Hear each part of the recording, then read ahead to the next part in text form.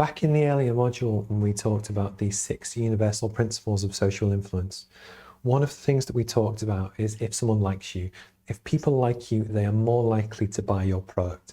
That just makes common sense. And, likewise, if people hate you, they'll probably buy from someone else. There are ways to actually help build relationships, build trust, and actually make people like you. And just having a conscious awareness of this will go a long, long way to actually helping you achieve your goal. So the 3 concepts I'm going to talk about, the first one is rapport, the second one is mirroring, and the third one is all about the tonality. It's actually your voice and what you say and how you say it. So everything we're going to talk about may seem common sense because it is, but the main concept about how you match and mirror to build trust with the other person is a technique that you can learn. So one of the easiest ways to actually get a grasp on this is to think that if the person you are speaking to is very high energy, they stand up, they bounce around, very excited in their voice, they speak quickly, etc., you, within as much as you're comfortable, want to replicate that behavior. You want to also be excited and almost mirror, hence the word, mirror their behaviors, be confident, and actually, because of this, they will like you more. The more you can build rapport, that is how you can almost get to know someone. You can finish their sentences, you know what they're going to say, you have similar visions and values and attitudes on things.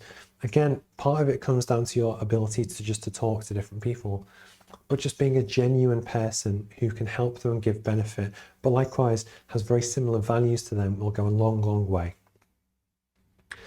The technique called mirroring is also very simple. This is where you're in a meeting with someone, and basically if they're in a chair and they sit back subtly and not straight away, but you match it, you do the same. If they sit forward, you sit forward.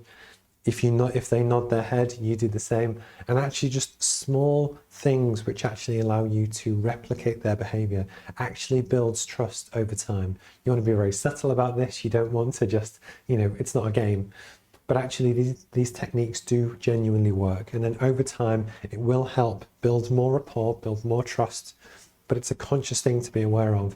That likewise, if you're sat forward and the other person is sat back completely, they're probably not in rapport with you.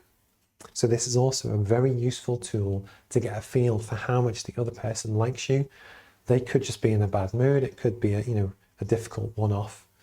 But actually use it also as a tool to see if you sit forward in a meeting, if they match it, you've got rapport with that person, and then you can actually help develop them down your sales pipeline more easily than if you don't. So these techniques are just really useful. And then last but not least, again, your tonality. So the tone of your voice, asking leading questions, and actually most of this will come naturally. But again, if the person you are speaking to is very softly spoken, they're very quiet, they're very hunched over, and they're not very loud or brash, you should actually try and replicate that.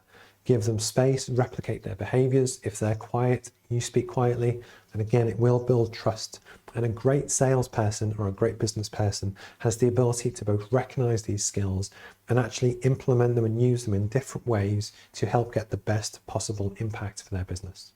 So this is just a super short video to explain this, but if you have any questions, please feel free to get in touch.